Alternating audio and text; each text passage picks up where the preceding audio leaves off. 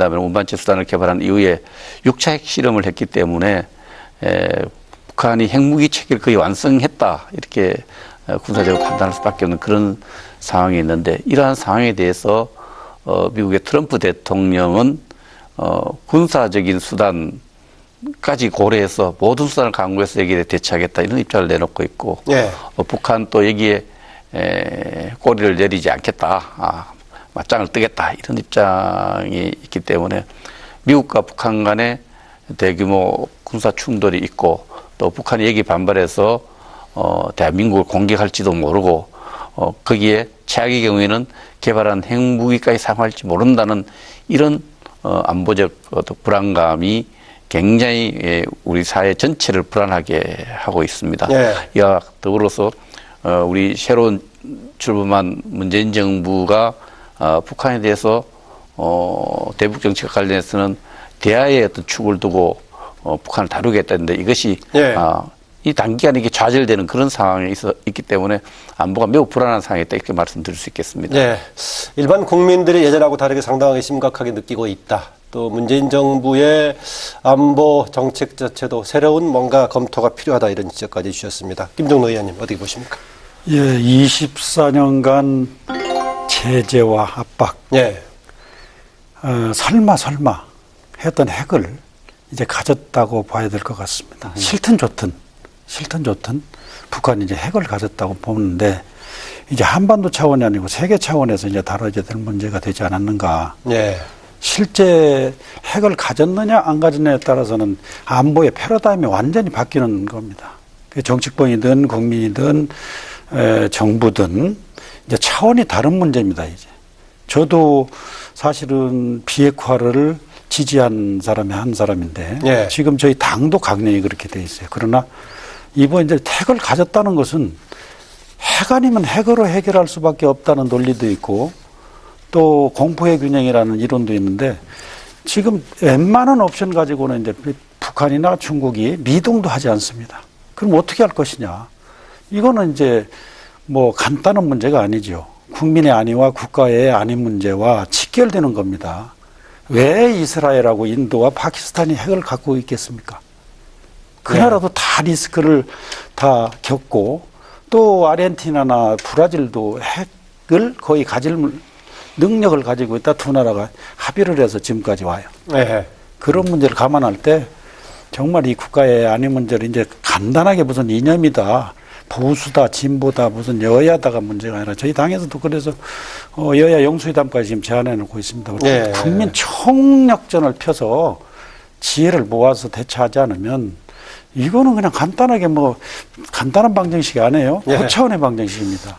예. 그러니까 90년대 초반에 있었던 한반도의 비핵화라는 원칙 자체도 한번 근본적으로 검토할 수도 있다. 경우에 그렇죠. 따라서. 예. 이런 관점이시네요. 그래서 핵 얘기만 나오면 알러지를 일으키는 분들이 많은데 핵 무장을 하느냐 안 하느냐도 중요한 거지만 핵을 지금부터 저희가 대비를 해야 된다는 얘기입니다. 예. 저건 지금 핵을 가지고 있는데 그냥 독야정책, 모범정처럼 NTP 룰에 따라서 국제 규범만 따라가가지고 이런 현상이 벌어졌어요. 그럼 누가 이걸 책임지겠느냐. 네. 심각합니다. 그와 관련해서 우리 국민들이 좀 혼란스러운 게 이런 게 있습니다. 정부 당국도 그렇고 북한이 6차례 핵실험했는데도 불구하고 핵을 군사적으로 사용할 수 있는 수준, 핵무기를 가졌느냐 안 가졌느냐, 핵보유국을 인정하느냐 안 하느냐에서 핵보유국으로는 인정할 수 없다. 또 핵은 6차례 핵실험, 이 혼란이 있는데 왜 이런 혼란이 생기느냐면요. 우리가 국제사회에서 NPT 체제 또 외교적으로 보면은 67년 이후에 핵을 개발한 국가는 핵 보유국가를 인정하지 않는 체제가 있습니다. 네. 그 체제 속에서 인도, 파키스탄 그 뒤 핵을 개발한 북한까지도 핵 보유국가를 인정할 수 없다는 외교적인 어떤 체제상의 문제가 있는데 군사적으로 봤을 때 6차례 핵실험을 하면 핵탄두를 가졌다고 봐야 됩니다. 왜냐하면 이미 인도도 6차례밖에 핵실험하지 않았습니다. 파키스탄 5차례 핵실험했습니다. 지금 NPT 밖에서 사실상 핵보유 국가로 인정되고 있는 나라가 어느 나라들이죠? 인도와 파키스탄 또 이스라엘 정도입니다. 이스라엘 정도고 남아프리카 공화국이 핵을 가졌다가 자진해서 폐기했습니다. 폐기했는데 그래서 우리 국민들이 이렇게 혼란스럽게 생각하는 게 핵 보유국을 인정 안 한다면서 또 핵을 6차례 핵실험했는데 군사적으로 봤을 때는 핵을 가진 체제로 봐야 됩니다. 그래서 그저께도 제가 국방위원회에서 국방부 장관한테도 자꾸 핵보유 군사적 사용할 수 있는 수준에는 아직 판단을 유보하고 있다 하는데 그건 틀린 이야기입니다. 이미 핵을 사용할 수 있는 수준에 이르렀다 이렇게 보는 것이 정상입니다. 그 뭐 좀 지난 얘기긴 합니다만 ICBM 재진입 기술이 있느냐 없느냐 이런 논란도 있었는데 지금 전문가들은 대개 어떻게 판단하고 계십니까? 예, 그 재진입 기술을 갖췄느냐가 이제 핵심적인 관건은 이제 탄도미사일 또 ICBM 그리고 탄도탄 미사일이 발사하면 1000km 정도를 대기권을 보면 1000km 밖으로 나갔다가 다시 대기권으로 들어올 때 엄청난 마찰열이 발생합니다. 예. 이 마찰열을 견딜 수 있는 재료공학이 발달했느냐. 지난번에 견디지 못하고 소멸돼 버렸다라는. 아니 이제 다시 재진입 오더라도 그냥 부스럭지로 나오면 아무 의미가 없는데. 그러겠죠. 예. 재진입했을 때 대기권에 다시 들어갔을 때 그 안에 있는 그 인마를 살상할 수 있는 게 어떤 무기의 기본적인 어떤 기능이라 그런다면은 무기로서 성능을 가질 수 있는 기능이 작동할 수 있느냐에 대한 판단이 형체는 지금 내려오는 게 보이거든요. 그런데 거기에 대해서 그 안에 있는 군사 무기로서의 어떤 기능이 있느냐 없느냐 판단이 있는데 북한만이 알 수 있어요. 네. 이 부분은. 왜냐하면 여기 텔레메트리를 해서 여기서 자료를 보내주면 북한 당국 컨트롤하는 북한 당국에서 판단할 수 있는데 우리는 외부에 보고 판단하기 때문에 시간이 좀 걸립니다. 제가 볼 때는 아직도 재진입하는 재료공학적인 거는 행체를 봐서는 어느 정도 갖춰졌는데 그 안에 있는 무기가 재진입해서 작동하느냐에 대해서는 좀 더 검토가 필요한데 상당히 사거리라든지 또 이렇게 여러 가지로 봤을 때 재진입 기술은 어느 정도 왔는 것 같고 네. 그래서 재진입 기술 상당 수준에 이르렀다 이렇게 볼 수밖에 없습니다. 재진입 기술하고 이제 탑재 네. 두 가지가 아주 핵심이거든요. 지금. 탑재는 소형화가 좀 중요한 변수가 되겠네요. 그렇죠. 소형화가 네. 중요한데요. 네. 하여튼 그 탑재 뭐 사거리는 이미 이제 거의 뭐 알래스카, 괌, 하와이 선까지 이렇게 올 수 있고 12,000km 그리고 15,000km까지 하면은 뉴욕까지 이제 가는 모양새인데. 제가 중간에 좀 궁금한데요. 예. 그렇게 장거리로 갔을 경우에는 중간에 조금 시간이 걸리기 때문에 다른 이제 제어할 수 있는 그런 뭐 기술 같은 게 없나요? 그래서 이제 미국적인 관점하고 한국 관점이 틀려요. 전혀. 예. 저희는 지금 추전선에서 서울까지 45km입니다. 그러면 예. 이거 미국하고는 이 요격 시간이 어떤 지체 시간이 차이가 엄청납니다. 그러니까 미국의 관점하고 이따 뭐 말씀드리겠지만 레드라인 네. 개념도 그래서 틀린 겁니다. 그러겠죠. 그리고 지금 탑재 기술이나 재진입 기술은 확인된 건 아니지만 지금 최근에 이제 미사일 발사하고 하는 추세를 보면 진화하는 추세를 보면 분명히 그 기술도 상당 수준에 이르렀다. 저희가 지금 예측하는 미사일이나 핵 개발이 북한이 저희들이 3, 4년 걸리면 1, 2년에 지금 끝나고 와요. 예. 그럴 정도 지금 빠르기 때문에 지금 조금 부족하더라도 그냥 불언간에 될 수 있다는 개념을 가지고 최악의 상태에 대비해야 된다고 생각을 해요. 예. 지금 레드라인 말씀하셨는데 정말 듣고 보니까 미국과 국제사회 관점에서 보는 레드라인의 기준하고 우리 지금 당사자들의 입장 기준이 다를 수도 있겠네요. 달라야 됩니다. 예. 왜냐하면 미국이 갖고 있는 미국 시민들과 미국 지도자가 갖고 있는 레드라인은 미국 본토와 미국 시민을 공격할 수 있는 수준을 레드라인으로 봅니다. 그것이 이제 괌까지는 3,000km입니다. 예. 또 워싱턴까지 14,000km의 사거리를 가지고 핵무기를 탑재할 수 있으면 이거는 미국이 직접 공격받아서 이걸 레드라인을 봅니다. 트럼프가 설정한 레드라인은 분명히 ICBM 핵무기 탑재할 수 있는 수준을 볼 수 있는데 대한민국 정부와 대한민국 국민이 봤을 때 레드라인은 뭐냐? 여러 가지 단거리 미사일을 갖고 있어요. 우리를 공격할 수 있는 단거리 미사일에 탑재할 수 있는 핵무기, 핵탄두를 개발하고 핵실험한 그 자체가 레드라인입니다. 그렇다면 그 기준에 본다면 이미 2006년 10월 첫 번째 북한이 핵실험한 것이 이미 레드라인을 넘은 거예요. 지금은 데드라인을 표현을 씁니다만 우리 당에서는 이미 레드라인을 넘어 데드라인에 와 있는 겁니다. 그래서 네. 미국에 설정하고 레드라인을 대한민국 정부가 그걸 따라가서는 안 됩니다. 지금 ICBM을 개발하면 미국 공격용인데 왜 한국이 걱정할 거 아니다. 이런 주장하는 일부 학자들도 있는데 그건 틀린 이야기. 미국에다가 ICBM을 갖고 공격할 수 있다면은 미국이 전시에 한국의 증원군을 보내거나 전쟁을 결심한 상당히 장애가 생깁니다. 그래서 그런 측면 때문에 미국을 공격하고 국제사회를 공격할 수 있는 무기를 갖추면서 우리의 전시 능력을 완전히 떨어뜨리기 때문에 이건 한국 공장 똑같은 거죠. 예, 예. 지금 아까 말씀하셨다시피 왜 그동안에 그렇다면은 뭐 한미 동맹 때문이었나요? 왜 우리한테 직접 다가오는 그 레드라인의 개념보다는 미국하고 같이 합해서 이렇게 논의만 됐죠. 그래서 그 문제를 제 상임위에서 지적을 했어요. 예. 대통령께서 지금 군사 전문가의 조언을 못 듣고 있지 않느냐. 아하. 왜냐하면 지난번에 탑재를 해가지고 미국까지 다 한 상태, 그 상태를 레드라인이라고 말씀하셨어요. 그런데 예. 그거고 저희가 지금 아까 우리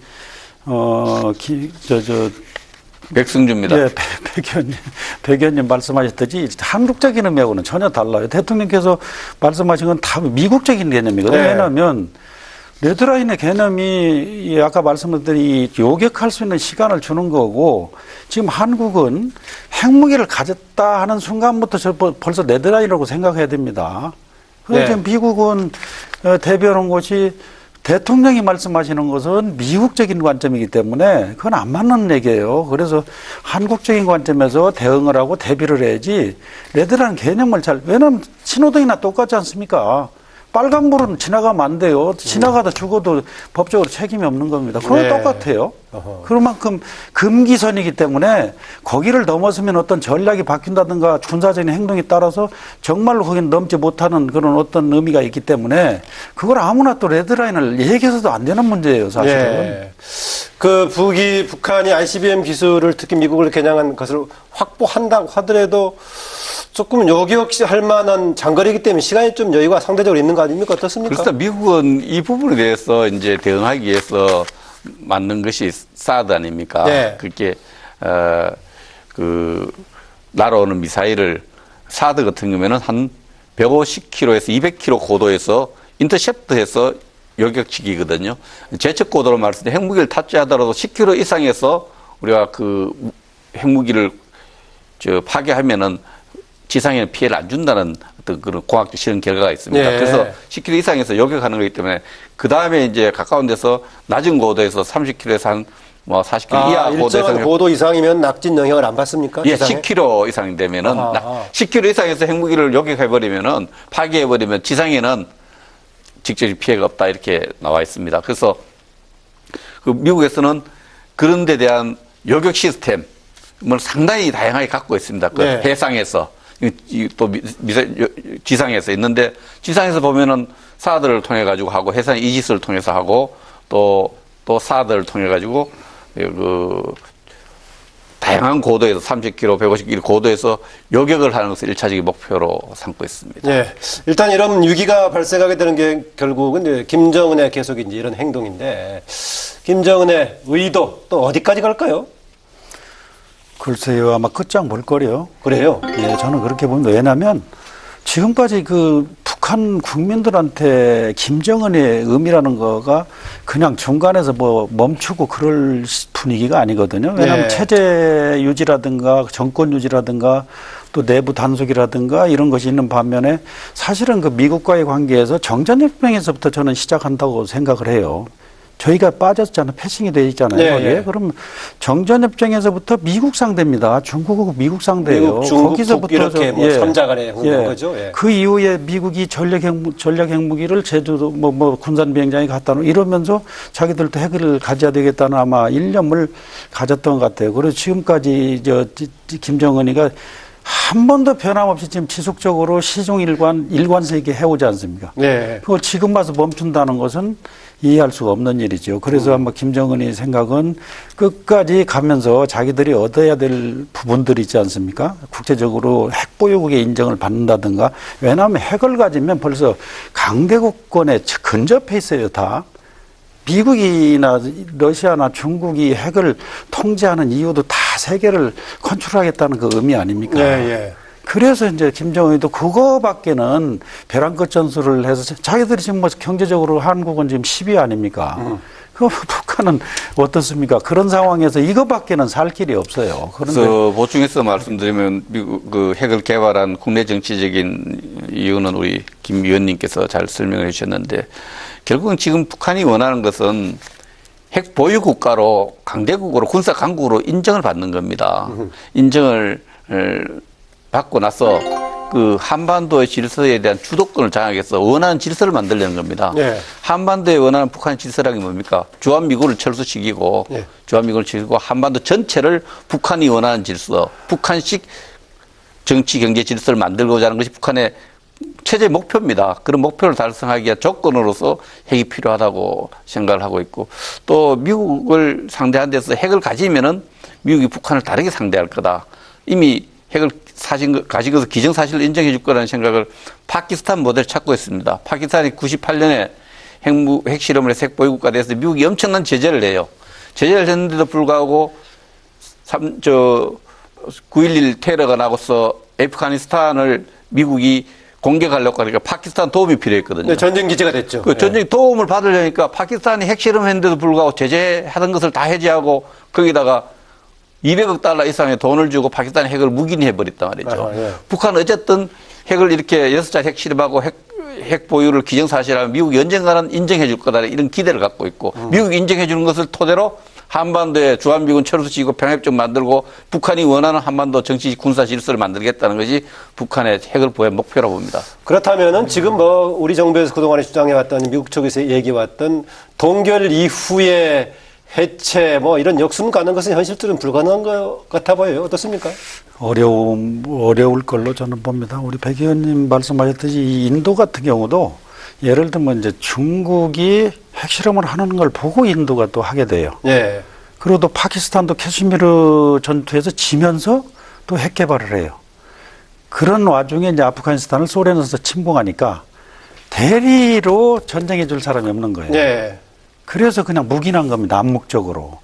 그게 이제 지금 동결하고 핵 폐기하고는 차원이 틀리지 않습니까? 동결은 언제라도 지난번에 영변 핵 그 시설 폭파하고 나서 또 해요. 동결이라는 것은 한시적이지 그게 뭐 상황이 달라지면 얼마고 또 다시 할 수 있는 그런 거기 때문에 근본적으로 해결하는 방법을 모색해야 되지 않는가. 그렇다면 뭐 둘 중에 하나가 돼야 할 것 같은데요. 북한의 의도 자체를 좌절시키든지 네. 아니면 일정하게 조건을 받아들이는 차원에서의 새로운 접근이 필요하든지 둘 중에 하나일 것 같은데 어떻습니까? 지금 이제 북한 핵 문제가 이런 상황에서 해결하기 위한 트럼프 미국 대통령과 국제사회 전체 분위기는 유엔 안보리 결의어로 나타나는 거죠. 예. 북한에 대해서 더 가혹한 제재를 통해서 북한이 핵을 개발한 대가를 견디지 못하게 해서 핵에 대한 북한의 체제 의지를 바꾸겠다. 예. 이것이 국제사회, 국제공조의 어떤 가장 큰 방향입니다. 그 유엔 결의안을 통해 나타나고 미국 대북 정책을 통해 나타나고 미국 트럼프 대통령과 우방 국가들과의 어떤 전화 통화에서 나타나는 메시지인데 그런데 그게 더 가혹한 제재 얘기했을 때 우리 일반 국민들이 들었을 때 군사적인 형태 빼놓고 더 가혹한 과연 압박이란 게 뭐가 있을까 이런 얘기가 있습니다. 있는 게 아킬레스건 북한 체제의 마지막 우리가 조일 수 있는 것이 북한이라는 나라 석유가 나지 않습니까? 네, 원유가 그렇죠. 없어서 그 북한 경이 돌아갈 수 없는데 북한의 원유 공급을 지금 중국이 해주겠습니다. 네. 그게 압록강 하구에 가면은 수풍댐 밑에 쭉 가면 태평만 댐인데 그 송유관을 통해서 북한의 원유가 공급되고 있는데 그것을 차단하면 북한이 견디지 못할 것이라는 것이 우리 입장인데 중국에서는 그걸 하면 또 북한 인민에게 주는 피해가 크고 네. 북한 체제 전체 혼란에 빠지고 한반도 혼란에 빠진다는 논리를 반대하고 있는데 미국과 국제사회 또 우리 대통령까지도 이제 그 이야기 하셨죠. 북한에 대한 원유 공급 차단까지를 해서 북한에 손들게 하자. 이런 정책으로 방향이 모아지고 있습니다. 예, 그런데 그건 뭐 중국의 선택에 달려 있는데 그렇죠. 과연 그쪽으로 갈 거냐가 문제 아니겠습니까? 우리 백 의원님 방금 말씀하신 내용에 더 더해서 네. 지금 북한한테 이 뭐 원유는 생명선이에요. 그거는 중국에서 연간 100만 톤입니다. 50만 톤은 톤으로 주고 사가고 네. 50만 톤은 무상입니다. 그래서 무상만 발표하고 50만 톤 안 해요. 지금 북한에서. 그리고 이제 러시아에서는 개솔린 정도 이렇게 들어오는데 또 이게 그것뿐만 아니라 이제 노동자들이 또 벌어들이는 돈이 많아요. 그래서 그 송출을 금지한다든가 또 해산물하고 철광석들, 철광석을 포함해서 지하자원 수출 이런 것까지 다 하고 더 중요한 것은 지금 최근에 미국이 발표한 거 있잖아요. 그 세컨더리 보이콧을 확실하게 그거 이제 개인이나 그 회사에 국한하는 게 아니고 국가를 상대로 해서 이제 미국하고 무역까지도 단절하겠다는 내용이 나오거든. 근데 이 전반적인 이런 문제들이 결국은 중국이 키를 쥐고 있어요. 중국을 어떻게 설득하냐. 그 문제는 바로 제가 그래서 이제 뭐 전략 핵무기뿐만 아니라 전반적인 옵션을 놓고 적어도 정말 심각하게 고려를 한다면 그걸 충분히 중국이나 북한한테 전략적인 카드로 활용할 수 있지 않느냐 그런 생각이 들어요. 중국이 일정하게 만약에 협력하는 방향으로 간다고 하면은 할 경우에는 동북아에서 미국의 위상 관련해서 뭔가 좀 양보를 요구하는 측면도 있지 않을까요? 예, 중국으로서 이제 중국과 미국 관계 측면에서 미국의 대북 제재 요구한 대북 제재를 중국이 일방적으로 따라갔을 때는 중국이 북한에 대한 거라든지 다른 중국의 여러 가지 또 외교적인 어떤 좀 굴욕으로 느껴질 수 있는 거죠. 네. 그러나 중국은 지금 유엔 안보리의 상임이사국이지 않습니까? 안보리가 결의를 하고 결의를 존중한다면은 뭐 그건 없을 것 같고 지금 굉장히 우리 김 의원님께 설명했는데 세컨더리 보이콧이 전면적인 세컨더리 보이콧이라는 건 뭐냐면은 유엔 안보리 결의안 수차례 결의안을 통해서 북한의 개인과 기업에 대해서 핵 개발과 관련된 미사일 개발된 개인과 기업에 대해서 여러 가지 제재를 하고 있는데 요거와 관련된 거래하는 또 기업과 국가에 대해 제재를 했는데 지금은 전면적인 북한과 무역을 거래하는 것에 대해서 제재를 한다면은 원유까지 포함한다면은 북한은 견디기 힘들 거다. 하나의 결단을 내려야 될 그런 상황도 올 수 있다 봅니다. 그러니까 지금까지의 그 국제적인 공조를 통한 압박 이상의 효과를 거둘 수도 있다. 예. 라고 김 의원도 그렇게 보십니까? 근데 그게 이제 지금까지 제재와 압박이라는 그 메커니즘이 제대로 작동이 안 돼요. 중국 때문에. 러시아도 마찬가지고 중국이 사실 그 세컨더리 보이콧의 상당 부분도 중국하고 관련돼 있죠. 그러면 상당 부분이 아니라 뭐 거의 다 해당된다고 봐야 돼요. 모든 무역도 중국하고 하고 있고 그래서 중국이 키맨입니다. 키를 가지고 있어요. 결국은 지금까지 보세요.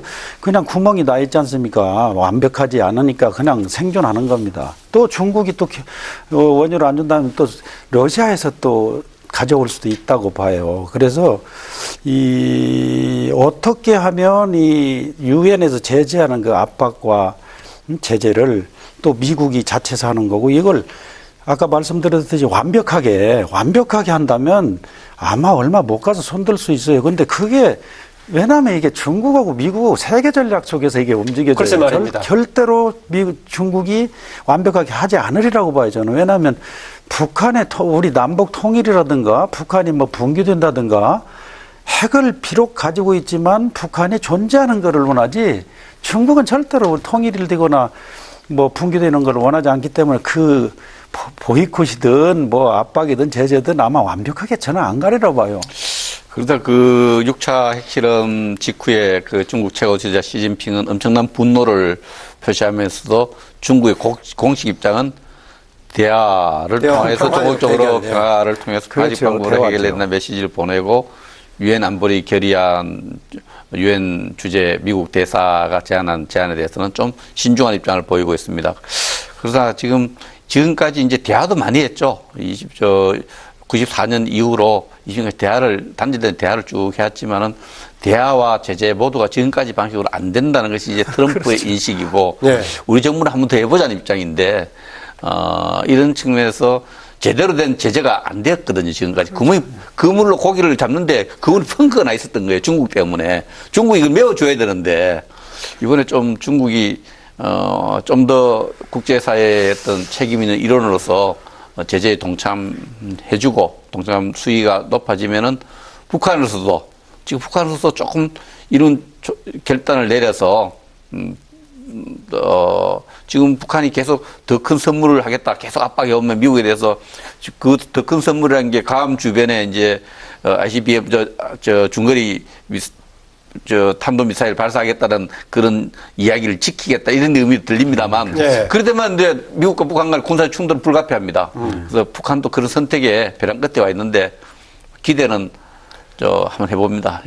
이번 6차 핵실험을 두고 이제 레드라인을 넘었냐 안 넘었냐 이런 얘기 나오고 있는데 레드라인을 정했을 경우에는 그런 선을 넘었을 경우는 우리가 또 다른 선택을 하겠다는 걸 전제로 하는 건데. 그렇죠. 그럼 또 다른 선택이 뭐가 있습니까? 우리가 할 수 있는 게? 레드라인 아까 말씀드렸듯이 레드라인을 정하면 예. 이왕에 선포를 하면 뭔가 달라져야 됩니다. 그러겠죠. 예. 저기에 대해서 예. 저게 위협을 어떻게 하면 이거를 차원이 다른 이제 대처를 하겠다 이런 그렇죠. 얘기 아니겠습니까? 그렇지 않으면 레드라인 함부로 상대한테 얘기할 필요도 없고 해서도 안 됩니다. 아까 레드라인의 미국적인 관점, 한국적인 관점 말씀드렸듯이 지금 백 의원님 말씀을 잘 해주시는데 지금까지 어떤 이 제재와 압박 이런 것들을 지금 완벽하게 해주기를 바라지만 그렇게 되지 않을 거라고 가정을 한다면 앞으로의 국제적인 이 공조화에서 할 수 있는 그 선택지라면 저는 분명하게 저도 참 비핵화론자였지만 지금 이제 책을 가졌다는 전제에서 얘기하는 상황은 완전히 차원이 달라졌어요. 예. 안보의 틀이 바뀌어야 되는데 대응 방법도 똑같습니다. 그래서 제가 어제 상임위에서도 이 뭐 전술핵이든 뭐든 모든 문제를 포함해서 이제 심각히 검토해야 된다. 단기적으로는 이제 지금 뭐 여러 가지가 있죠. 뭐 F-35, F-21 랩터 이런 것도 뭐 벙커버스터 이런 데 뭐 핵잠수함 뭐 전략무기 이런 것들이 많이 있지만 그건 단기적인 처방이고 근본적인 처방을 중국을 움직이려면 저는 핵 아니면 안 되리라고 봐요. 그래서 키신저가 얘기한 그 핵은 핵으로 해결할 수밖에 없다. 그래서 그런 걸 만약 핵전술의 전술무기나 이런 핵을 여기서 만지작거리기만 해도 아마 중국이 상당히 신경을 써야 될 겁니다. 그래서 이 문제를 이제 우리가 제재를 통한 해결, 외교적인 해결은 계속 그렇게 제재를 통해서 하고 우리 국민들 지금 걱정하지 않습니까? 걱정하는 가장 근본 원인은 뭐냐? 북한이 이렇게 핵을 가졌는데 우리는 핵이 없으니까 불안한 겁니다. 그렇죠. 이 부분을 어떻게 해결해야 될 것이냐를 따져보면은 답이 있습니다. 미국이 핵을 가지고 소련이 구소련이 핵이 없을 때 소련이 불안해서 핵 개발에 서둘렀거든요. 그래서 중소 분쟁 또 미국과 중국의 냉전 구도 속에서 중국이 안보가 불안하니까 핵을 가진 미국과 소련으로부터 불안하니까 어떻게 했습니까? 중국이 2천만 명이 굶어 죽는 대학교 운동 실패 그것을 보면서도 핵을 개발해서 예. 안보를 했고 또 이 중국의 압박을 받는 인도는 중국한테 늘 군사적 압박을 받을까 또 핵을 개발해 대응을 했습니다. 인도에 또 군사적 압박을 받는 파키스탄 핵을 개발해서 대응해서 이제 그 인도와 파키스탄의 어느 정도 일정한 공포의 균형에 한 평화가 만들어지고 있는데 최근에 또 중국하고 인도가 또 부탄 주변에서 군사적 충돌이 임박할 정도로 탁 했는데 양쪽 핵을 갖고 있기 때문에 공포의 균형에서 왔는데 우리도 이제 이 북한이 핵을 가졌는데 우리는 그럼 어떻게 대응하겠냐. 지금까지 미국이 가진 핵 우산으로 대응을 하기 때문에 그 균형을 잡아왔는데 국민들이 그 핵 우산에 별로 신뢰가 떨어져 있어요. 그럼 어떻게 해야 되느냐. 89년 철수한 비핵화 원칙 때문에 철수한 미국의 전술 핵무기를 갖다 넣으면서 심리적 안정과 미국이 핵 우산을 통해서 대한민국을 핵위협으로부터 보호하겠다는 의지를 확인받는 이런 걸 통해서 국민들 안심시키겠다. 우리 당은 자유한국당 그래서 전술 핵무기 도입을 강력하게 요구하고 마침 이런 요구에 대해서 우리 국방부 장관도 여러 방안 중에 하나로 검토하겠다고 그저께 거듭 강조했습니다. 예, 이번에 그 한미 미사일 지침에서 탄두 제한을 없앤 것이 준전술핵 효과를 거둘 수 있지 않는가 이런 해석도 있던데 그렇습니까? 네, 그렇죠. 그게 이제 이번에 1톤에서 이제 뭐 무제한으로 돼 있는데 500톤까지 500톤을 이제 2톤까지 늘린다는 거죠. 네. 이 내용은 뭐가요? 준전술핵 이런 표현 틀린 표현입니다. 그렇습니까? 전술핵이면 핵무기하고 재래식 포기하고는 다른 건데 네. 이거 뭐냐면은 북한의 핵무기 위협으로부터 우리를 지키기 위해서 1차적으로 핵무기를 쏠렸고 미사일 기지에서 만지작거릴 때 미사일 기지를 지하 벙커에 있던 어쨌든 그 미사일 기지를 파괴할 수 있는 우리 폭탄을 가져야 됩니다. 재래식 폭탄을. 이것을 이제까지로 500kg 가지고는 그걸 다 부술 수 없었는데 2톤 정도를 올리면은 그것을 완전히 우리가 원하는 정보 판단이 정확해서 핵무기를 사용할지 모른다는 위기가 왔을 때 선제적으로 북한의 여러 가지 미사일 기지, 발사대를 다 부술 수 있는 재래식 폭격의 수준이 그 정도 커져야 된다는 겁니다. 2톤 정도로 증가시켰을 때의 그 수송 능력이 거리를 감당할 수 있습니까? 겁니다. 거리는 지금 우리가 기술적으로 개발해야 되죠. 지금은 있는데 말하자면 이제 그 발사대, 발사 기지 핵무기를 손으로 던질 수는 없어요. 발사대가 있어요. 발사 기지가 있는데 발사대와 발사 기지를 보호하고 있는 콘크리트 벽이 철근을 넣어서 1m다, 뭐 10m다, 5m 있을 거 아닙니까? 네. 이 가능한 모든 두께를 파괴할 수 있는 폭탄을 개발할 수 있는 그런 그런 게 어느 정도냐면 걸 하려는 거죠. 이 벙커버스터 있죠. 예. 그거의 배를 파괴할 수 있습니다. 그래서 이제 합참에서 그거 있지 않습니까? 3K에서 마지막 특히 김정은을 중심으로 한 지휘부가 전부 제압을 대량 간다고 하니까 목이 그거거든요. 네. 그거를 우리 자체에서 할 수 있다는 그런 이제 의미가 되지요. 예. 이 점을 좀 질문 좀 드리고 싶습니다. 그 외교, 특히 안보 관련의 경우에는 겉으로 얘기하는 것하고 또 뭔가 말하지 않는 정부의 이제 정책 전략 같은 게 있을 것인데 그런 것들을 감안해서 봤을 때 현재 지금 문재인 정부 4개월 동안의 안보 정책 어떻게 보십니까? 저는 뭐 매일 거기에 대해서 비판을 해요. 아하. 인적 구조서부터 지금 대통령의 워딩을 쭉 보면 정말 염려스러워요. 아하. 왜냐하면 그 부분에 이제 인적 구성 아까 말씀드린 이 군사 전문가가 없어요. 한 사람 1처장이라고 있는데 일단은 현재 문재인 정부에서 외교 좀 중심을 둬가지고 이번에 구성을 했죠. 외교도 아니죠. 레드라인을 잘못 얘기할 때는 외교도 모른다는 얘기예요. 보좌관들이. 외교를 아는 사람 같으면 강대국 정치가 뭔지 힘의 논리가 뭔지를 알면 운전석을 할 수가 없어요. 안 그렇습니까? 운전수는 아무나 하는 게 아니에요. 그래서 그런 문제를 보면 지금 현 정부가 안보 정책이 정말 왔다 갔다 해요. 왔다 갔다 하는데 지금 뭐 투트랙으로 이렇게 가지 않습니까? 대북 문제도. 그런데 정말 걱정해요. 국민들이. 왜냐하면 지금 뭐 제가 아까 말씀드린 대로 24년간을 뭐 계속 뭐 대화도 하고 뭐 햇볕 정책도 하고 억제도 하고 지금 24년간 말씀하시는 것은 김일성 말기 때부터 지금 김일성. 그런데 그렇게 했는데도 불구하고 오늘 지금 비핵화를 우리가 외치고 있고 전후 정권이 다 그러고 있는데도 불구하고 이런 현실을 했어요. 이번에도 보세요. 이 정권 들어 4개월 동안 특히 을지훈련 기간만 보더라도 그렇게 대화를 외치고 그러는데 메아리 없는 외침이에요. 그리고 이번에 그 을지훈련 때도 참 들리는 그 아사히 신문 보도에 의하면 전략 자산을 투입해서 이번에 훈련을 하자. 예? 그렇게 하고 또 뭐 병력도 더 증가할지도 모르지만 하여튼 그 선에서 작년 수준에서 하려고 그러는데 뭐 병력도 줄여달라고 한 것 같아요. 그리고 뭐 전략 자산도 북한이 신경 쓰니까 들어오지 않았으면 좋겠다. 그거 브룩스 사령관이 그 얘기를 했어요. 네. 그러면 이게 했다고 얘기다. 도대체 뭐냐고요. 지금 저는 이렇게 생각합니다. 기본적으로 전쟁 중에도 대화도 있을 수 있고 협상도 있을 수 있습니다. 네. 또 새 정부가 들어서서 그 지지 세력과 여러 가지 대선 공약의 기준에서 보면은 뭐 대화를 추구해 둔 대북 정책을 설계할 수 있다고 봅니다. 그러니까 타이밍 문제고 메시지 관리 문제에서는 굉장히 지금 실패하고 있다. 공개적 방법 문제에서도 그렇고 국민에게 모르겠어요. 제가 개량적으로 수치를 제공할 수 있지만 지금 대북 정치 국민의 안보에 어떤 신뢰를 주느냐 불안을 주고 있다고 봅니다. 예를 들면 이런 메시지 관리가 전략적 메시지가 굉장히 중요한데 한반도에 다시는 전쟁이 없게 하겠다. 어느 지도자도 모든 국민이 다 바라는 메시지예요. 그렇죠. 그런데 예. 한국 정부의 동의 없이는 절대 미국이 군사적 제재를 할 수 없도록 하겠다. 이 메시지를 했을 때 김정은은 어떻게 생각하겠습니까? 마음 놓고 도발해도 됩니다. 절대 군사 제재를 안 하겠구나. 이렇게 생각할 수 있는 거예요. 우리나라 이제 겁 없이 절대 제재 못하게 한다니까 마음 놓고 이 도발, 저 도발 할 수 있는 메시지가 전달되고 있고 중국으로 봐서 우리하고 비슷하네 이런 생각을 할 수 있고 미국 우리하고 열심히 미국인들 전쟁하고 싶겠습니까? 메시지 관리해서 끌어내갖고 협상하고 싶은데 미국은 이렇게 군사 제재를 계속 하는데 한국 그 못하게 하겠다. 이렇게 들으면 우리하고 생각이 너무 다르구나. 그래서 이 메시지 관리가 우리 국내에서 또 이게 또 진영 논리로 이렇게 다채가 서로 갈등을 빚고 있는데 이 전략적 메시지를 좀 신중하고 절제 있게 할 필요한데 메시지 관리를 지금 4개월 동안에 잘못하고 있다. 어제도 지금 북한이 6차 핵실험을 국민을 걱정하고 있는데 여당 대표는 국회에서 12차례라 그랬죠. 대화하자고.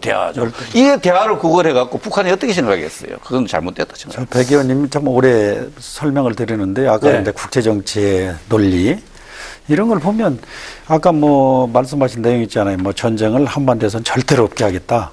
또 뭐 우리 승인 없이는 군사행동을 못하게 하겠다. 그러면 미국이나 북한이나 중국 이런 이제 주변 우리하고 이해관계가 있는 그 나라들뿐만 아니라 세계 그 강대국이라는 나라들이 어떻게 생각할까? 예. 그게 가능할까요? 참 그런 메시지를 쉽게 그냥 내뱉는 것은 정말 국민이 신뢰하지 않고 불안만 가중시키지 않는가? 예. 지금 국민들이 상당히 수준이 높아요.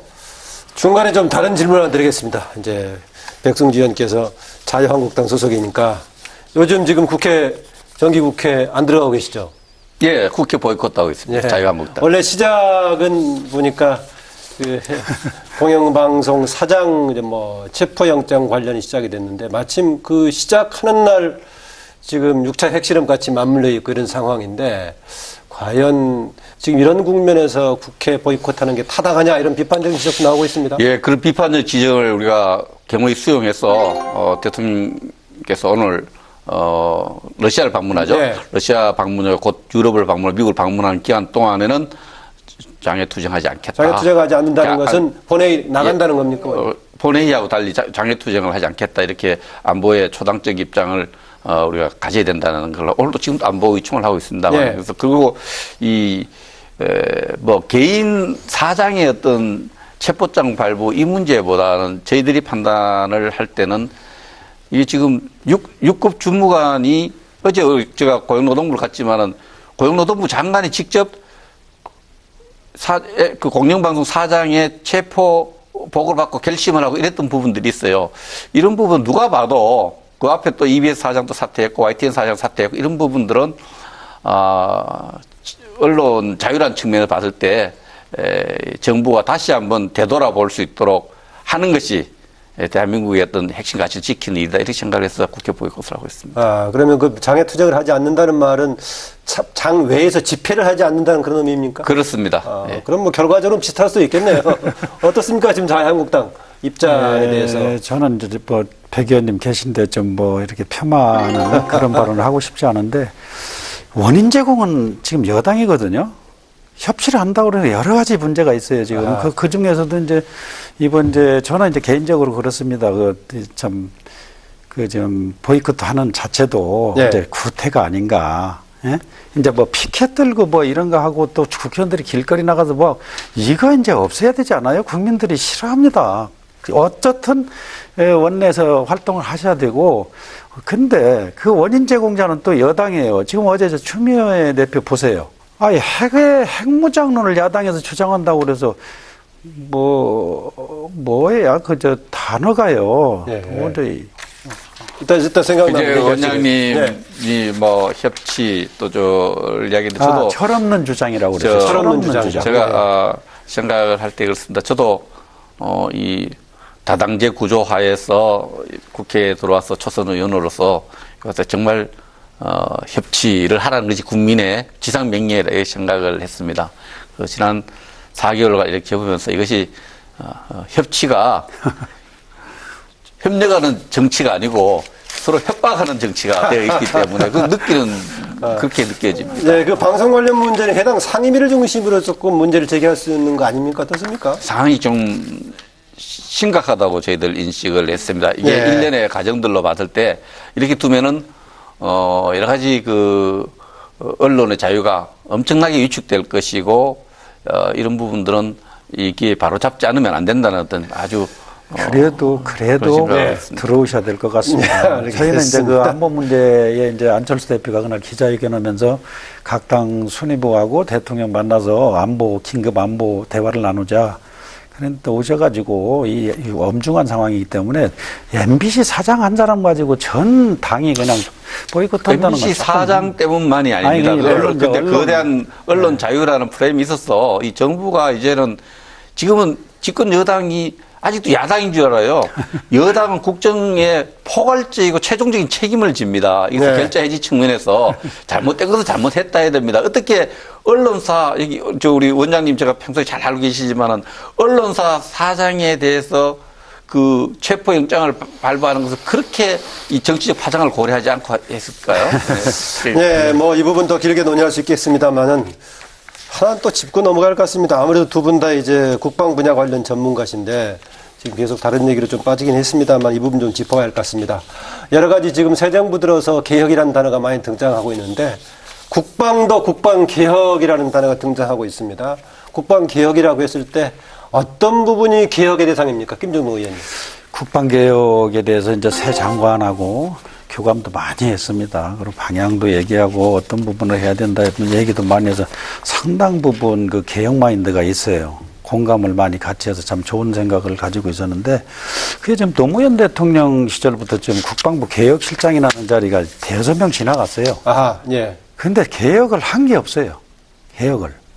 그래서 저는 정말 걱정스러워. 이번에 지금 어떤 걸 바꾸자고 하는 겁니까? 개혁이라고 했을 때. 그래서 장관 이번에 임명될 때도 정말 개혁을 할 수 있는 사람이 누구냐. 흠결이 있지만 개혁을 할 사람 누구나 해서 이제 그냥 밀어드리고 야당에서 유일하게 제가 당론에 반해서 밀었습니다. 예, 이번에 경우 기존의 비주류 쪽이 장관 해야 된다. 그런 논리도 있었죠. 아니요, 뭐 그런 거는 중요한 게 아니고 어떤 사람이 그런 개혁 만들을 가지고 지금 국방 조직이 지금까지 개혁 말만 했지 하나도 안 되어 왔는데 이걸 어떻게 할 것이냐. 정말 싸워서 이길 수 있는 조직을 만들려면 누가 해야 어떻게 해야 될 것이냐. 그런 얘기까지 제가 했어요. 이거 지금 국방 조직이 3군이 이렇게 돼가지고는 그냥 운영비가 70%예요, 예산에. 아하. 전력 증강이 30%입니다. 이런 구조를 가지고는 도저히 국방비를 그냥 쏟아 부어도 안 돼요, 지금. 그래서. 군 체계 자체를 바꿔야 한다고 보시군요. 그래서 세계적인 컨설팅 회사라도 불러다가 이 조직이 정말 이 21세기 첨단 무기에 한 군 조직이냐, 정말 앞으로 싸워서 이길 조직이냐, 통일까지 내다보고 정말 이 구조 자체를 변경시켜 놓고 개혁을 들어가라. 그렇지 않으면 도저히 이걸 어떻게 감당할 수가 없어요. 실제 아까 7대3이라고 그랬는데 30% 인건이나 운영비에 들고 70%가 전력 증강으로 들어가야 됩니다. 네. 그래서 그런 부분에 대해서 여러 가지 얘기를 나눴는데 어쨌든 이걸 여기서 세부적으로는 말씀드리기가 어렵고 그런 이제 틀 위에서 3군 통합까지도 고려를 하고 정말 조직을 슬림화시켜서 정말 싸워서 이기는 방향으로 모든 싸움을 연구하고 싸움을 위한 조직을 위해서 유엔은 생각하지 마라. 그 심지어는 이제 그런 얘기가 죠. 앞으로 국군의 날이니 무슨 합동임관식이니 무슨 이침식이니 전투와 관련되지 않은 건 다 버려라. 네. 그렇지 않으면 이거 큰일 난다.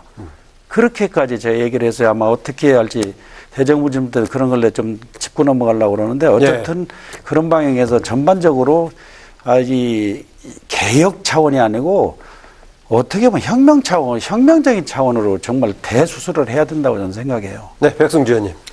예, 전 평생 국방 분야 연구를 국가 예산을 통해서 연구를 해왔고 또 국방 행정에 결정기관 책임을 지게 되면서 이렇게 행정의 책임자로 했죠. 국민이 만족할 수준에 이렇게 못한 데 대한 책임감도 느끼고 송구하게 생각을 합니다. 국방 계획이 모든 정부가 다 추진해 왔는데 가장 요체는 지금 단계 더 잘 싸울 수 있는 군대죠.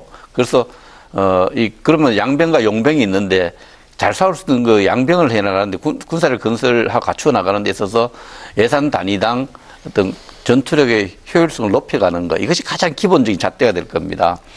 그런 차원에서 국방 행정과 또 획득과 모든 걸 갖춰 나가는 이런 노력들을 해가는데 또 지금 우리가 그래서 국방 계획의 큰 중심 과제는 또 지금까지는 대병력 위주의 어떤 전투 태세를 갖췄는데 이제 자꾸 군에 오는 징집 인구도 줄 수밖에 없지 않습니까? 그래서 첨단 과학군으로 가는 데 있어서 좀 더 배전의 노력을 해야 될 것 같고 우리 군사력이 지금 북한의 위협에 대비하고 있지만 그러나 미래 전쟁에 대비해서 우리 군사력이 다른 주변 국가들과 비교했을 때 상대적으로 좀 더 격차를 좁히거나 좀 이런 쪽으로 군사력 건설해 가는데 이게 하루아침에 갈 건 아닙니다. 이런 방향성을 갖고 지속적으로 진행되고 있다고 봅니다. 지금 병력 자원 말씀하셨는데 그 관련해 가지고 징병제에서 중장기제로 모병제로의 전환도 그렇죠. 모병제도 논의되고 있는데 지금 원래 이제 병장들 월급을 내년부터 한 40만 정도 가죠. 이제 모병제로 가느냐 안 가느냐의 가장 큰 관건은 중요한 것이 우리 재정 부담을 할 수 있느냐의 문제입니다. 지금 이제 20만 원 병장들 월급 주던 것을 40만 원을 줄 때도 벌써 7천억이 더 들어요. 전체적으로 안 그래도 유지비가 많이 든다고 했는데 우리 한정된 자원 속에서 모병제로 갈 경우에는 군사력 획득을 통해서 방위력 개선하는데 예산이 굉장히 줄게 되면 그래서 국방 예산을 좀 더 많이 확보할 수 있어야 모병제로 갈 수 있다고 봅니다. 그 문제는 근본적으로 아까 말씀드린 국방 개혁으로 다 끝나는 문제입니다. 제가 보기에는. 아하. 왜냐하면 지금 현재 구조와 3군이 나눠져 있는 상태에서는 이 인구 절벽을 극복이 어려워요. 지금 뭐 여러 가지 의견은 나오지만 이거 국방 개혁에서 아까 그 제가 말씀드린 그 3군 통합 전부 합하면 장군 수도 반절로 줄을 수도 있어요. 근본적으로 바꿔야 됩니다. 이거 그럼 패러다임을. 지금 김 의원께서 말씀하시는 게 3군도 쪼개져 있는 거 하나로 체계를 그럼요. 통합한다는 사관학교도 다 합쳐야 되고 군수지원부도 다 합치고 지금 뭐 참 말씀드리기가 곤란한 문제지만 장관님은 여러 가지 얘기를 했어요. 지금 국방부 예하의 각 기관이 다 장군입니다. 장군. 도저히 이해가 안 되는 구조로 돼 있어요. 줄이라기도 안 줄이고 자기 밥그릇 챙기고 그래서 근본적으로 정말 국가와 국민을 생각하는 국방 개혁을 그 3군 통합 하려면 체계는 언제부터 논의가 됐습니까? 오래전부터 됐죠. 됐는데도 그랬어요? 자기 군의 권익 때문에 양보가 없어요. 그런데 지금은 이제는 이 안 하고는 못 뺏깁니다. 인구 문제도 그러고 무슨 뭐 징병제다 뭐 개병제다 이걸 따질 게 아니고 근본적으로 한 방에 다 끝낼 수 있는 거예요, 이게. 그리고 미래제는 대비할 수 있고. 근데 지금 이런 문제를 심각하게 고려하고 국방 전체를 아까 내 혁명적인 단어를 그래서 쓰는 겁니다. 그렇지 않고는 안 돼요. 절대로. 제가 오늘 뭐 북한 6차 핵실험 관련하고 지금 한반도 정세 또 위기 상황에 대한 진단을 했다가 두 분 다 이제 국방 분야의 전문가이기 때문에 그걸 물어봤었는데 또 얘기가 끝이 없군요. 또 앞서 나왔던 얘기 중에서 그 특히 레드라인 관련해 가지고는 미국의 입장, 국제적인 차원에서의 봤던 그 기준하고 우리의 기준하고 달리 봐야 한다는 지적은 상당히 좀 생각해 볼 부분이 아닌가 이런 생각이 듭니다. 끝으로 두 분께서 의정 활동에서 어느 부분을 가장 역점 두고 있는 부분 무엇인지 앞으로 계획 이런 걸 포함해서 의견을 듣고 좀 마무리 할까 합니다. 백승주 의원님. 예, 저는 국방위원회에서 이제 활동을 하고 있습니다. 저희 전문성을 발휘해서 정부의 그 국방 개혁, 더 강한 군대, 더 튼튼한 국방을 만들기 위해서 협력할 것을 협력하고 또 비판적 안목으로 비판할 것을 비판해서 우리 국방이 국민들이 만족하는 수준 또 기대하는 방향으로 갈 수 있도록 그런 상임위원회 활동을 하겠습니다. 그리고 대한민국 전체를 위해서 더 치열하게 고민해서 대한민국이 좀 더 지금보다 강하고 튼튼한 행복한 국가로 가는데 의정 활동을 총력을 다하겠습니다. 네. 김 의원님. 저는 아까 말씀을 드렸는데 이기는 조직, 국방 개혁을 통해서 병역 비리, 방산 비리, 또 방산 지능 이런 거에 세 가지에 중점을 두고 저는 의정 활동을 지금 하고 있고 정말 그거가 근본적으로 바뀌고 군의 의식이 바뀌지 않는다면 안 될 걸로 생각해요. 그래서 아까 7대3이라는 얘기 드렸지 않습니까? 그거를 정말 실천을 해서 군이 달라지지 않으면 앞으로 정말 남북관계뿐만 아니라 통일 후에 대비하고 또 아까 그 참 첨단 무기로 이제 갖춰져야 될 군 조직을 좀 슬림화시켜서 예산을 충분히 주는데도 불구하고 국민의 눈높이에 와 있는 그 안보를 못했다는 데 정말 죄송스럽게 생각합니다. 역대 정권이나 지금 국방장관 내지는 저도 장군 출신이지만 왜 이런 상황이 왔는지 저는 어제도 잠이 안 와요. 왜 핵 상황이 오도록 우리는 뭐 했냐. 그러고 지금까지 군이 불신받고 이런 거를 다 빨리 끝낼 수 있는 그 국방개혁을 해서 역사상 국민과 함께하고 국민의 눈높이에 받고 국민과 정말 호응을 하고 국민의 사랑을 받지 못하는 군대는 절대로 안보 성공할 수 없고 전쟁을 승리할 수 없다고 생각해요. 그런 측면에서 국방개혁이 다 이루어져야 된다고 생각해서 그걸 위해서 나머지 3년을 또 우리 백 의원님하고 같이 열심히 할 겁니다. 네. 또 서로 또 맞는 분들이 많을 테니까 힘을 모아서 좀 성과를 거둘 수 있기를 기대합니다. 오늘 두 분 말씀 고맙습니다. 네, 감사합니다. 네. 북한의 계속되는 도발에 국민들은 불안합니다. 국민을 대표하는 국회의 역할이 아주 중요한데요. 북핵 위협에 대응하는 실효적인 대안을 마련함과 동시에 국민을 안심시킬 수 있는 방안이 무엇인지 여야가 초당적으로 대처해서 적극적인 대책을 마련하길 바랍니다. 여기 역시 할 만한 장거리이기 때문에 시간이 좀 여유가 상대적으로 있는 거 아닙니까? 어떻습니까? 그래서 미국은 이 부분에 대해서 이제 대응하기 위해서 만든 것이 사드 아닙니까? 네. 그렇게 그 날아오는 미사일을 사드 같은 경우에는 한 150km에서 200km 고도에서 인터셉트해서 요격식이거든요. 제척 고도로 말씀드린 핵무기를 탑재하더라도 10km 이상에서 우리가 그 핵무기를 파괴하면은 지상에는 피해를 안 준다는 어떤 그런 공학적 실험 결과가 있습니다. 예. 그래서 10km 이상에서 요격하는 거기 때문에 그 다음에 이제 가까운 데서 낮은 고도에서 30km에서 한 40km 이하 고도에서 일정한 고도 이상이면 낙진 영향을 안 받습니까? 예, 지상에? 10km 이상 되면은 10km 이상에서 핵무기를 요격해버리면은 파괴해버리면 지상에는 직접적인 피해가 없다 이렇게 나와 있습니다. 그래서 그 미국에서는 그런 데 대한 요격 시스템을 상당히 다양하게 갖고 있습니다. 그 네. 해상에서 또 지상에서 있는데 지상에서 보면은 사드를 통해 가지고 하고 해상 이지스를 통해서 하고 또 사드를 통해 가지고 그 다양한 고도에서 30km, 150km 고도에서 요격을 하는 것을 1차적인 목표로 삼고 있습니다. 네. 일단 이런 위기가 발생하게 되는 게 결국은 이제 김정은의 계속 이제 이런 행동인데 김정은의 의도 또 어디까지 갈까요? 글쎄요, 아마 끝장 볼 거래요. 그래요? 예, 저는 그렇게 봅니다. 왜냐하면 지금까지 그 북한 국민들한테 김정은의 의미라는 거가 그냥 중간에서 뭐 멈추고 그럴 분위기가 아니거든요. 왜냐하면 네. 체제 유지라든가 정권 유지라든가 또 내부 단속이라든가 이런 것이 있는 반면에 사실은 그 미국과의 관계에서 정전협정에서부터 저는 시작한다고 생각을 해요. 저희가 빠졌잖아요. 패싱이 돼 있잖아요. 네, 거기에. 네. 그럼 정전협정에서부터 미국 상대입니다. 중국하고 미국 상대예요. 미국, 중국, 거기서부터 북 이렇게 뭐 3자 간에 한 거죠. 예. 그 이후에 미국이 전략 핵무기를 제주도 뭐 군산 비행장에 갖다 놓고 이러면서 자기들도 핵을 가져야 되겠다는 아마 일념을 가졌던 것 같아요. 그래서 지금까지 김정은이가 한 번도 변함없이 지금 지속적으로 시종 일관되게 해오지 않습니까? 네. 그걸 지금 와서 멈춘다는 것은 이해할 수가 없는 일이죠. 그래서 아마 김정은의 생각은 끝까지 가면서 자기들이 얻어야 될 부분들이 있지 않습니까? 국제적으로 핵보유국의 인정을 받는다든가. 왜냐하면 핵을 가지면 벌써 강대국권에 근접해 있어요, 다. 미국이나 러시아나 중국이 핵을 통제하는 이유도 다 세계를 컨트롤하겠다는 그 의미 아닙니까? 예, 예. 그래서 이제 김정은이도 그거밖에는 벼랑 끝 전술을 해서 자기들이 지금 뭐 경제적으로 한국은 지금 10위 아닙니까? 그 북한은 어떻습니까? 그런 상황에서 이거밖에는 살 길이 없어요. 그래서 보충해서 말씀드리면 미국 그 핵을 개발한 국내 정치적인 이유는 우리 김 위원님께서 잘 설명해 주셨는데 결국은 지금 북한이 원하는 것은 핵 보유 국가로 강대국으로 군사 강국으로 인정을 받는 겁니다.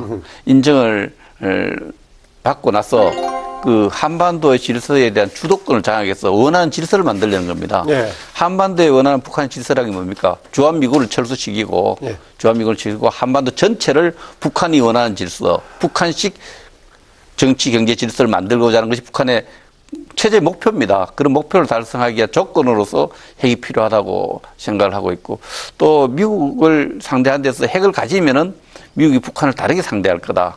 이미 핵을 가지고서 기정사실을 인정해 줄 거라는 생각을 파키스탄 모델 찾고 있습니다. 기술이나 제집 기술은 확인된 건 아니지만 지금 그 최근에 이제 미사일 그 발사하고 하는 그 추세를 보면 진화하는 그 추세를 보면 분명히 그 기술도 상당 수준에 이르렀다. 저희가 지금 예측하는 그 미사일이나 핵 개발이 북한이 저희들이 3, 4년 걸리면 1, 2년에 지금 끝나고 와요. 예.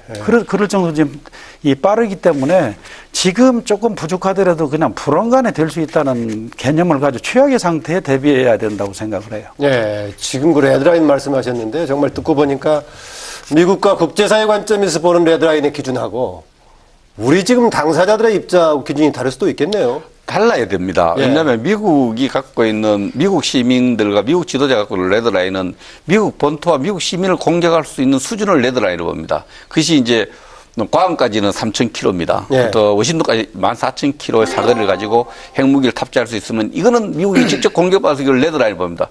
트럼프가 설정하는 레드라인은 분명히 ICBM 핵무기 탑재할 수 있는 수준을 볼 수 있는데 대한민국 정부와 대한민국 국민이 봤을 때 레드라인은 뭐냐? 여러 가지 단거리 미사일을 갖고 있어요. 우리를 공격할 수 단거리 미사일에 탑재할 수 있는 핵무기, 핵탄두를 개발하고 핵실험한 그 자체가 레드라인입니다. 그렇다면 그 기준에 본다면 이미 2006년 10월 첫 번째 북한이 핵실험한 것이 이미 레드라인을 넘은 거예요. 지금은 데드라인을 표현을 씁니다만 우리 당에서는 이미 레드라인을 넘어 데드라인에 와 있는 겁니다. 그래서 네. 미국에 설정하기로 레드라인을 대한민국 정부가 그걸 따라가서는 안 됩니다. 지금 ICBM을 개발하면 미국 공격용인데 왜 한국이 걱정할 거 아니다. 이런 주장하는 일부 학자들도 있는데 그건 틀린 이야기예요. 미국에다가 ICBM을 갖고 공격할 수 있다면은 미국이 전시에 한국의 증원군을 보내거나 전쟁을 결심한 상당히 장애가 생깁니다. 그래서 그런 측면 때문에 미국을 공격하고 국제사회를 공격할 수 있는 무기를 갖추면서 우리의 전시 능력을 완전히 떨어뜨리기 때문에 이건 한국을 공격하는 똑같은 거죠. 예, 예. 지금 아까 말씀하셨다시피 왜 그동안에 그렇다면은 뭐 한미 동맹 때문이었나요? 왜 우리한테 다가오는 그 레드라인의 개념보다는 미국하고 같이 합해서 이렇게 논의만 됐죠. 그래서 그 문제를 이제 상임위에서 지적을 했어요. 예. 대통령께서 지금 군사 전문가의 조언을 못 듣고 있지 않느냐. 아하. 왜냐하면 지난번에 탑재를 해가지고 미국까지 다 닿은 상태, 그 상태를 레드라인이라고 말씀하셨어요. 그런데 예. 그거고 저희가 지금 아까 우리 백승주입니다. 예, 백 의원님 말씀하셨듯이 한국적인 의미하고는 전혀 달라요. 대통령께서 말씀하신 건 다 미국적인 개념이거든요. 네. 왜냐하면 레드라인의 개념이 아까 말씀드린 요격할 수 있는 시간을 주는 거고 지금 한국은 핵무기를 가졌다 하는 순간부터 벌써 레드라인이라고 생각해야 됩니다. 그런데 네. 미국은 대변한 곳이 대통령이 말씀하시는 것은 미국적인 관점이기 때문에 그건 안 맞는 얘기예요. 그래서 한국적인 관점에서 대응을 하고 대비를 해야지 레드라는 개념을 왜냐하면 신호등이나 똑같지 않습니까? 빨간불은 지나가면 안 돼요. 지나가다 죽어도 법적으로 책임이 없는 겁니다. 그건 네. 똑같아요. 어허. 그만큼 금기선이기 때문에 거기를 넘어서면 어떤 전략이 바뀐다든가 군사적인 행동에 따라서 정말로 거기는 넘지 못하는 그런 어떤 의미가 있기 때문에 그걸 아무나 또 레드라인을 얘기해서도 안 되는 문제예요, 사실은. 예.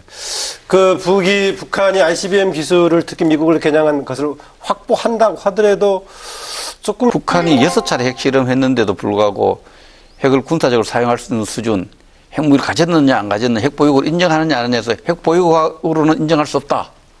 또 핵은 6차례 핵실험. 이 혼란이 있는데 왜 이런 혼란이 생기느냐면요.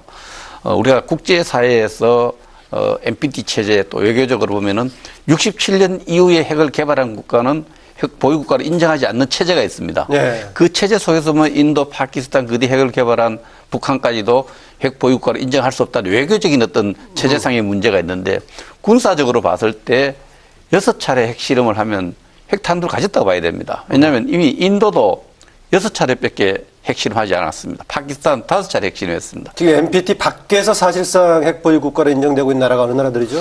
인도와 파키스탄 또 이스라엘 정도입니다. 아. 이스라엘 정도고 남아프리카 공화국이 핵을 가졌다가 자진해서 폐기했습니다. 폐기했는데 그래서 우리 국민들이 이렇게 혼란스럽게 생각하는 게 핵 보유국을 인정 안 한다면서 또 핵을 6차례 핵실험했는데 군사적으로 봤을 때는 핵을 가진 체제로 봐야 됩니다. 그래서 네. 그저께도 제가 국방위원회에서 국방부 장관한테도 자꾸 핵 보유국 군사적 사용할 수 있는 수준에는 아직 판단을 유보하고 있다 하는데 그건 틀린 이야기입니다.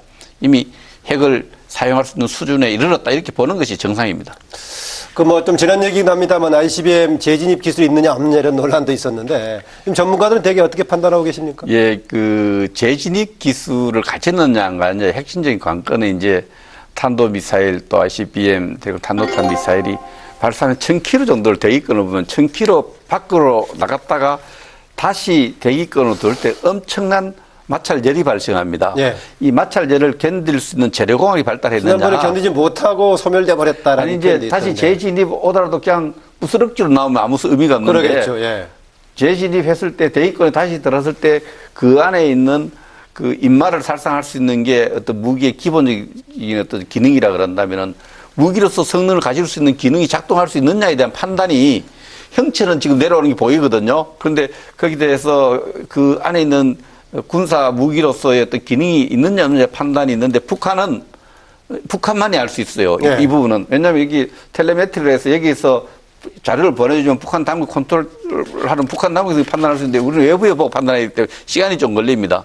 제가 볼 때는 아직도 재진입하는 재료공학적인 거는 행체로 봐서는 어느 정도 갖춰졌는데 그 안에 있는 무기가 재진입에서 작동하느냐에 대해서는 좀 더 검토가 필요한데 상당히 사거리라든지 또 이렇게 여러 가지 이뤄봤을 때 재진입 기술은 어느 정도 왔는 것 같고 예. 그래서 재진입 기술 상당 수준에 이르렀다 이렇게 볼 수밖에 없습니다. 재진입 기술하고 이제 탑재 예. 두 가지가 아주 핵심이거든요. 지금. 탑재는 소형화가 좀 중요한 변수가 되겠네요. 그렇죠. 소형화가 중요한데요. 예. 하여튼 그 탑재 뭐 사거리는 이미 이제 거의 뭐 알래스카, 괌, 하와이 선까지 이렇게 올 수 있고 12,000km 그리고 15,000km까지 하면은 뉴욕까지 이제 가는 모양새인데. 제가 중간에 좀 궁금한데요. 예. 그렇게 장거리로 갔을 경우에는 중간에 조금 시간이 걸리기 때문에 다른 이제 제어할 수 있는 그런 뭐 기술 같은 게 없나요? 그래서 이제 미국적인 관점하고 한국 글쎄요, 관점 틀려요. 제가요. 전혀.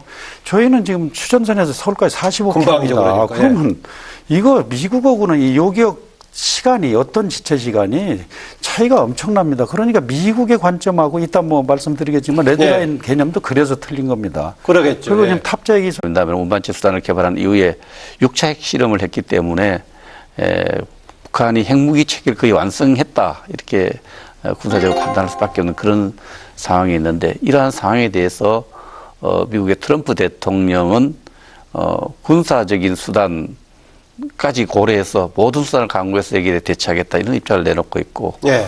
북한 또 여기에 꼬리를 내리지 않겠다 맞짱을 뜨겠다 이런 입장이 있기 때문에 미국과 북한 간에 대규모 군사 충돌이 있고 또 북한이 여기 반발해서 대한민국을 공격할지도 모르고 거기에 최악의 경우에는 개발한 핵무기까지 사용할지 모른다는 이런 안보적 불안감이 굉장히 우리 사회 전체를 불안하게 하고 있습니다. 네. 이와 더불어서 우리 새로운 출범한 문재인 정부가 북한에 대해서 대북 정책 관련해서는 대화의 어떤 축을 두고 북한을 다루겠다는데 이것이 예.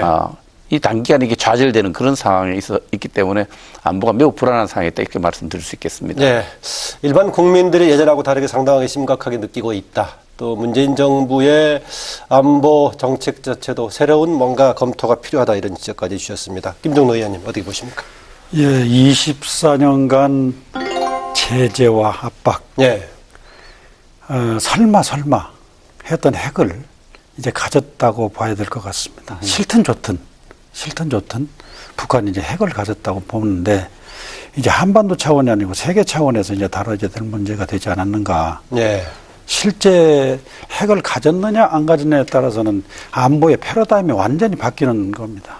정치권이든 국민이든 정부든 이제 차원이 다른 문제입니다. 이제 저도 사실은 비핵화를 지지한 사람이 한 사람인데 예. 지금 지금 저희 당도 강령이 그렇게 돼 있어요. 그러나 이번 이제 핵을 가졌다는 것은 핵 아니면 핵으로 해결할 수밖에 없다는 논리도 있고 또 공포의 균형이라는 이론도 있는데 지금 웬만한 옵션 가지고는 이제 북한이나 중국이 미동도 하지 않습니다. 그럼 어떻게 할 것이냐? 이거는 이제 뭐 간단한 문제가 아니죠. 국민의 안위와 국가의 안위 문제와 직결되는 겁니다. 왜 이스라엘하고 인도와 파키스탄이 핵을 갖고 있겠습니까? 그 나라도 다 리스크를 다 겪고 또 아르헨티나나 브라질도 핵을 거의 가질 능력을 가지고 있다. 두 나라가 합의를 해서 지금까지 와요. 예.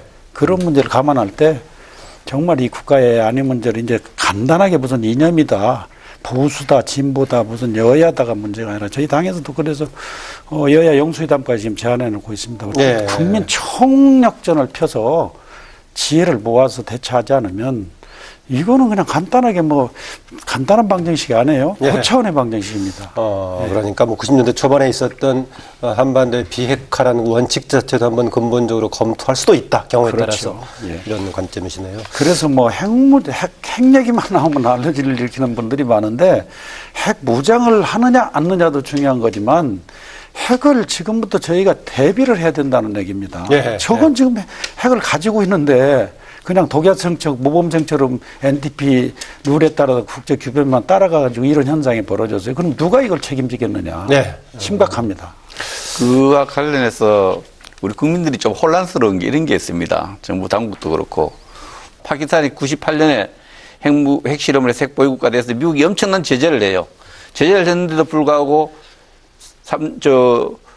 9.11 테러가 나고서 애프가니스탄을 미국이 공격하려고 하니까 파키스탄 도움이 필요했거든요. 네, 전쟁 기제가 됐죠. 그 전쟁 도움을 받으려니까 파키스탄이 핵실험했는데도 불구하고 제재하던 것을 다 해제하고 거기다가 200억 달러 이상의 돈을 주고 파키스탄이 핵을 묵인해버렸단 말이죠. 예. 북한은 어쨌든 핵을 이렇게 6차 핵실험하고 핵 보유를 기정사실하면 미국이 언젠가는 인정해 줄 거다 이런 기대를 갖고 있고 미국이 인정해 주는 것을 토대로 한반도에 주한미군 철수시키고 평화협정 만들고 북한이 원하는 한반도 정치 군사 질서를 만들겠다는 것이 북한의 핵을 보유한 목표라고 봅니다. 그렇다면은 지금 뭐 우리 정부에서 그동안에 주장해왔던 미국 쪽에서 얘기해왔던 동결 이후에 해체 뭐 이런 역순 가는 것은 현실적으로 불가능한 것 같아 보여요. 어떻습니까?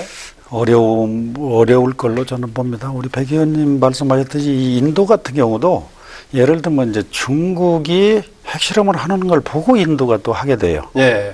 그리고 또 파키스탄도 캐슈미르 전투에서 지면서 또 핵 개발을 해요. 그런 와중에 이제 아프가니스탄을 소련에서 침공하니까 대리로 전쟁해 줄 사람이 없는 거예요. 예. 그래서 그냥 묵인한 겁니다. 암묵적으로. 그게 이제 지금 동결하고 핵 폐기하고는 차원이 틀리지 않습니까? 동결은 언제라도 지난번에 영변 핵 그 시설 폭파하고 나서 또 해요. 동결이라는 것은 한시적이지 그게 뭐 상황이 달라지면 얼마고 또 다시 할 수 있는 그런 거기 때문에 근본적으로 해결하는 방법을 모색해야 되지 않는가. 그렇다면 뭐 둘 중에 하나가 돼야 할 것 같은데요. 북한의 의도 자체를 좌절시키든지 네. 아니면 일정하게 조건을 받아들이는 차원에서의 새로운 접근이 필요하든지 둘 중에 하나일 것 같은데 어떻습니까? 지금 이제 북한 핵 문제가 이런 상황에서 해결하기 위한 트럼프 미국 대통령과 국제사회 전체 분위기는 유엔 안보리 결의어로 나타나는 거죠. 예. 북한에 대해서 더 가혹한 제재를 통해서 북한이 핵을 개발한 대가를 견디지 못하게 해서 핵에 대한 북한의 체제 의지를 바꾸겠다. 예. 이것이 국제사회, 국제공조의 어떤 가장 큰 방향입니다. 그 유엔 결의안을 통해 나타나고 미국 대북 정책을 통해 나타나고 미국 트럼프 대통령과 우방 국가들과의 어떤 전화 통화에서 나타나는 메시지인데 그런데 그게 더 가혹한 제재 얘기했을 때 우리 일반 국민들이 들었을 때 군사적인 형태 빼놓고 더 가혹한 과연 압박이란 게 뭐가 있을까 이런 얘기가 있습니다. 있는 게 아킬레스건 북한 체제의 마지막 우리가 조일 수 있는 것이 북한이라는 나라 석유가 나지 않습니까? 네, 원유가 그렇죠. 없어서 그 북한 경이 돌아가실 수 없는데 북한의 원유 공급을 지금 중국이 해주겠습니다. 그게 네.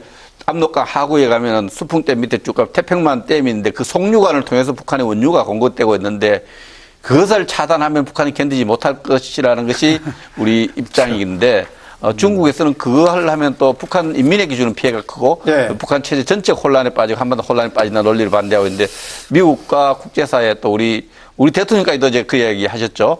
북한에 대한 원유 공급 차단까지를 해서 북한에 손들게 하자. 이런 정책으로 방향이 모아지고 있습니다. 예, 그런데 그건 뭐 중국의 선택에 달려 있는데 그렇죠. 과연 그쪽으로 갈 거냐가 문제 아니겠습니까? 우리 백 의원님 방금 말씀하신 내용에 더 더해서 네. 지금 북한한테 이 뭐 원유는 생명선이에요. 그거는 중국에서 연간 100만 톤입니다. 50만 톤은 톤으로